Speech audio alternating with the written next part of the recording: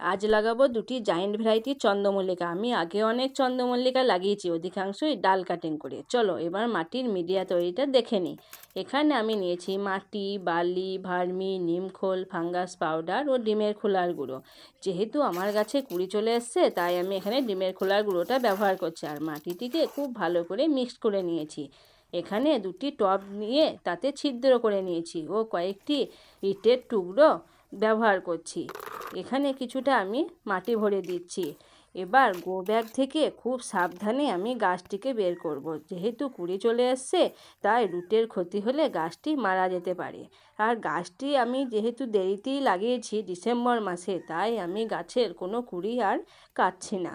এবার টবে কিছুটা মাটি ভরে দেব এবং জল দিয়ে সেটি শেডি এরিয়ায় 2-3 দিনের জন্য রেখে দেব। তবে এবার চলি, যাওয়ার আগে সাবস্ক্রাইব করতে ভুলো না। রাধে রাধে।